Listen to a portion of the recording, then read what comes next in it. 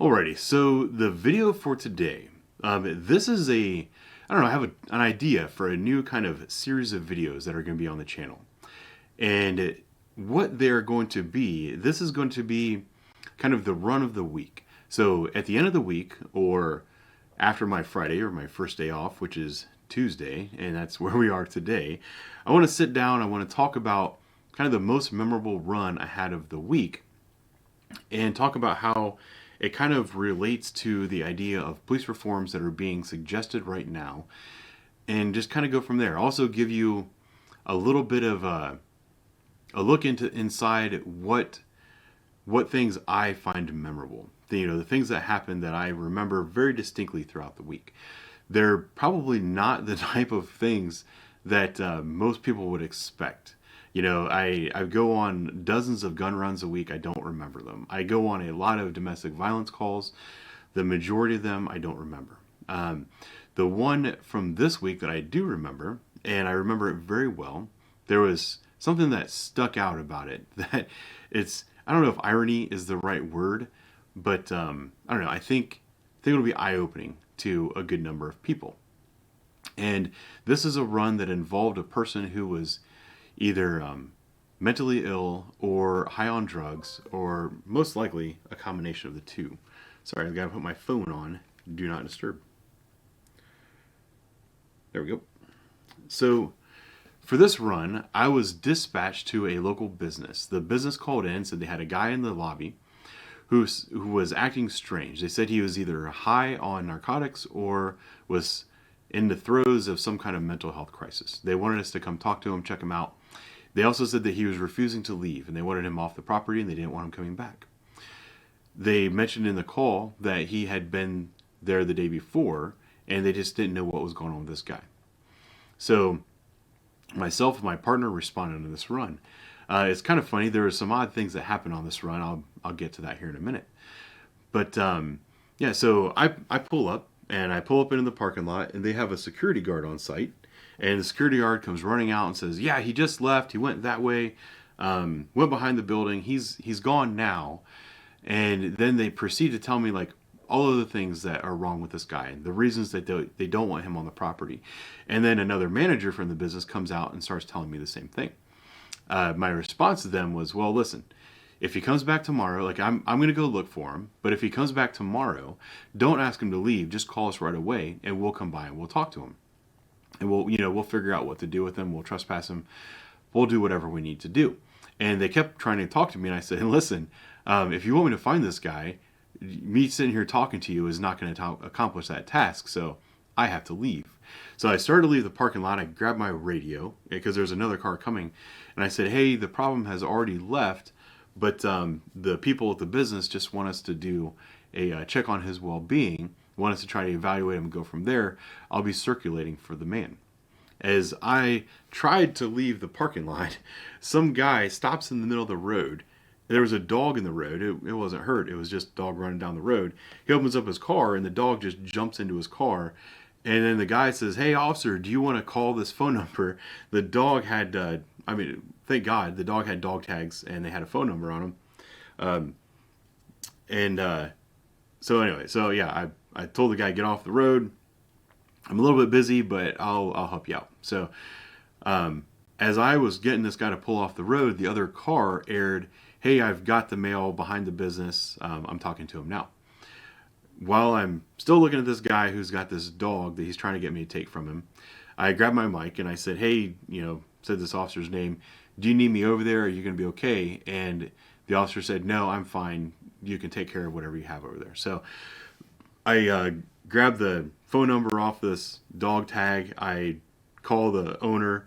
The owner answers actually and said, "Yeah, I've been chasing the dog. It got off lead, whatever. Where are you? I'll be there in a minute." So tell the guy, where I am. And I'm about to tell the owner, "Hey, good job catching this dog, but I'm a little bit busy. I've got to get back to work.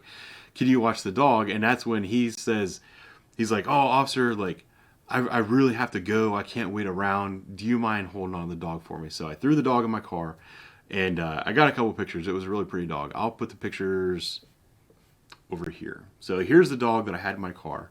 And No, no, real pretty dog. Owner comes, was really nice. Got the dog out of my car, gave it back to the owner, and I was thinking that I'm about to be clear. So I decided to circle around the block, look for the other officer that was sent on the run with me, and just double check that we didn't have to do anything else. I pull up to the officer, and I ask them, and so I see the officer. The officer is in a parking lot of a gas station, and the person that we were sent on was walking on the sidewalk. I could see the person on the sidewalk walking west, and I asked the officer, "Hey, do you think, is everything okay? Do we need to do anything with this guy?" And the officer looks at me and says, "Well, he said that he has a place to go, and he's walking in that direction.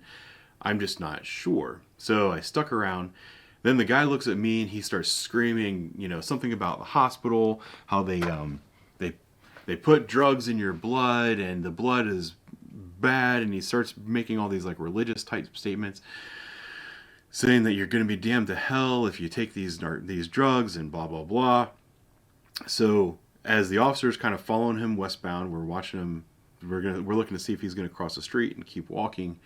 I kind of trailed them, and then he starts doubling back. And I looked at the other officer. I'm like, I'll get out and help. So I parked my car. Another funny thing happens. Sorry, my nose is a little runny. So I park my car, and I go to roll the windows up so that I can lock the car, and because we always have spare keys on us. My window won't roll up. So now I've got a running police cruiser with the window down, and I'm about to walk away. So I had to turn off the car, leave it in the middle of this parking lot with the window down, which is awesome, and kind of go chasing after this guy. Me and the other officer, we legitimately spent about 45 minutes talking to this guy. We could not get through to him at all. Like, you would say something, he would answer you, and then he would start spouting off gibberish. He was speaking in tongues. He was talking about all the colors in the sky and all this stuff. I believe the thing that was affecting him most at that moment was some narcotics that he might have taken. I ended up going to there was a business that had an awning, and I convinced him to come onto the awning to get out of the rain, even though it wasn't raining. The skies were clear. But I told him, "Hey, come under the awning. It's a lot safer under here." My goal with that was to get him to get closer to me, because he wouldn't let me get within 15, 20 feet. So he comes under this awning. I actually get him to sit down, and he had a bag in his hand. He set the bag down. We're talking to him for a little bit, mentioning that we think he might need to go to get some treatment, and that just sets him off. He's like, "No, you're not taking me to the hospital, blah, blah, blah," and kind of starts stepping. So I grabbed his paper bag with whatever was in it, and I go off after him. My partner and I are, we're kind of orbiting him as if he's like the sun, and we're just kind of orbiting around him. Everywhere he went, if he turned this way, we'd kind of keep orbiting around, just trying to keep him corralled without collapsing on him and putting our hands on him, because we didn't want to have a use of force. I looked in the bag, and it was a bag of food from like one of those homeless outreach places. Had a sandwich of some sort, had a granola bar, something else. I can't remember. Doesn't matter. Bag of chips. So I grabbed the granola bar out of the bag, and I opened it up, and I was like, "Hey, buddy, you want the granola bar?" And so he takes the granola bar from me, and then he sits down on the ground and is adamant that we're not going to take him anywhere. Well, when he sat down and he was eating his food, I was able to go over and grab him. Because, like I said, it took us about 45 minutes. We're sitting out there talking to this guy, orbiting him, doing everything we can to not have a use of force on this guy. Now he's sitting down, and his mind was focused on eating. He's trying to eat this granola bar. That's when I went over and I grabbed his arm.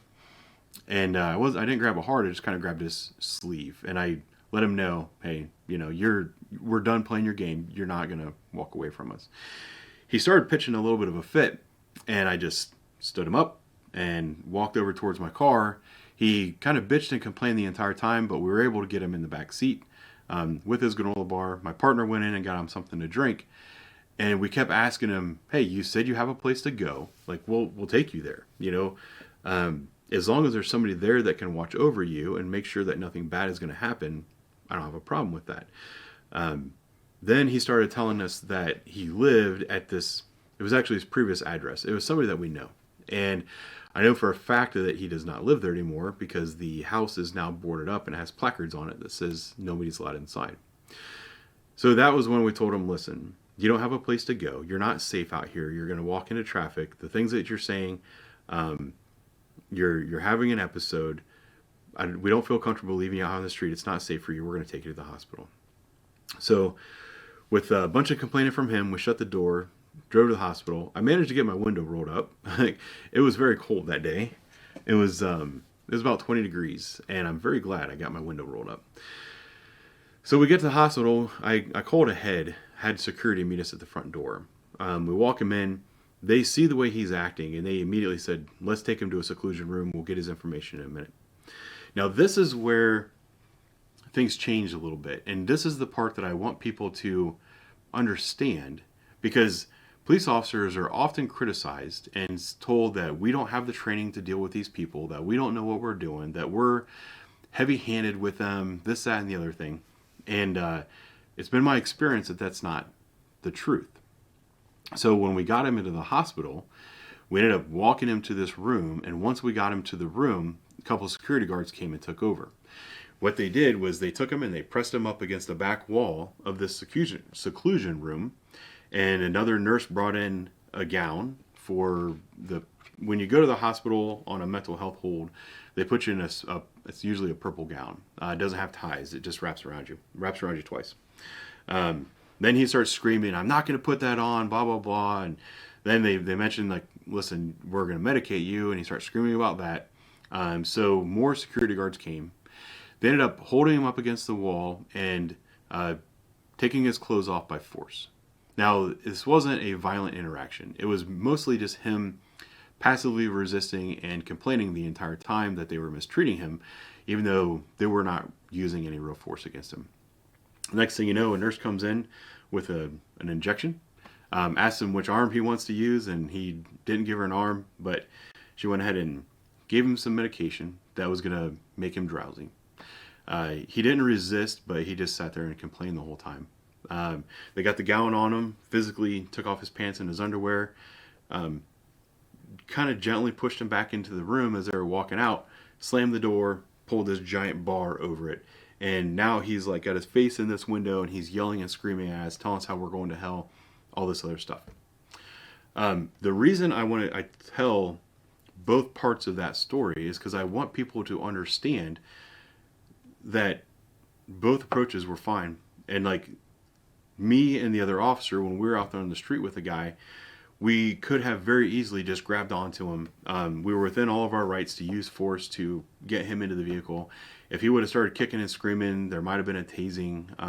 Might have had to call for more officers. Or might have had to call for a wagon. Might have had to hobble strap him, which means we handcuff their hands behind their back, tie their feet together, and then run the cord to the handcuffs so that they're virtually hog-tied. We'll put them on the floor of a wagon, have an officer or two ride with him, and then we go to the hospital. That could have very easily happened, but that's not the route we went. We were much more gentle. We took our time. Like I said, we took about 45 minutes trying to get this guy under control and trying to keep him calm so we could peacefully get him in the car. Then when we get to the hospital where the trained professionals are, they literally just held him up against the wall, injected him, locked him in a room, and said, we're not going to talk to you until you're ready to talk. You might disagree with that approach, but unfortunately that's what they have to do because these trained professionals know that in the state of mind he was in, there's no talking to that person. You're not going to treat that person. You're not going to calm them down. It's funny because when I look at the comments on body camera footage of officers interacting with someone who's in that state of mind, people always say, oh, just tell him he's not in trouble, or tell him this, tell him that. There's nothing you can say when someone is in that level of a mental health crisis or whatever kind of delirious state that they're in. There's virtually nothing you can say to that person that's going to get them to snap out of it. This is something that people need to understand, and this is something that doctors do understand, so they went ahead and ejected him. The plan most likely was that he was going to go to sleep, and once he woke up, they were going to talk to him, get him the proper medication that he requires, and talk to him, give him some treatment, and then get him on his way.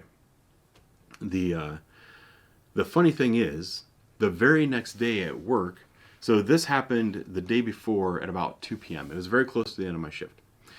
The very next day, it was 10 in the morning. I was driving down the same road, and there I see the very same guy wearing the exact same clothes.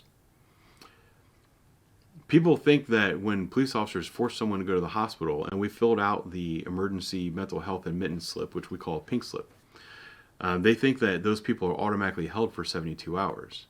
That's not true. What that slip does is it's an authorization to hold somebody for up to 72 hours. And then if they need held for longer, it needs, I don't know. I don't know what the doctors do or if it requires a court action, something like that. But at a minimum, or it allows mental health professionals to hold someone for a maximum of 72 hours. It's not a minimum of 72 hours. So we took this guy, they injected him, he passed out. When he woke up, the doctor said, okay, I think you're good enough, and they let him back out on the street. And there he was, walking up and down the street doing the exact same thing. Unfortunately, I didn't have time to stop and talk to him to see how he was actually doing. But you get to a point, I got to a point mentally where I saw that, and I'm like, what the hell am I supposed to do now? Like, if this guy is doing the same thing today that he was doing yesterday, where am I supposed to take him? How am I supposed to get this guy help? I did everything right. My partner and I did everything right. We got this guy help, and at the end of the day, there was no help. We didn't accomplish anything.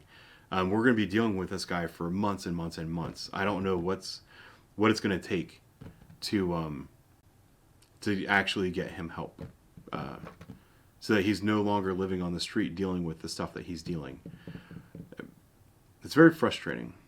And one of the most frustrating things about it is that guy is going to be doing the same thing over and over and over again.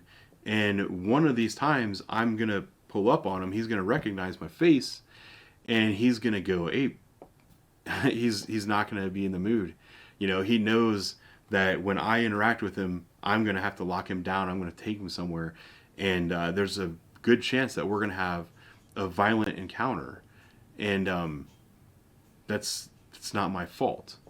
But the unfortunate thing is people, if that interaction is caught on someone else's cell phone, that's going to go out to the world, and they're going to think that I don't know what I'm doing, that I'm not trained, that I'm not properly equipped to deal with those situations. And that's just not the truth of the matter. There's a lot of things that we deal with as police officers where we do everything right and it still doesn't work. And it's not our fault. And people don't see that. So I don't know.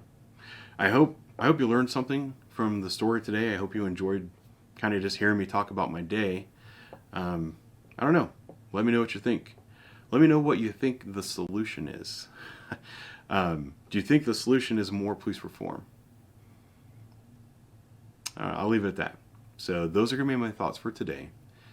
Thank you for watching. I'll talk to you soon.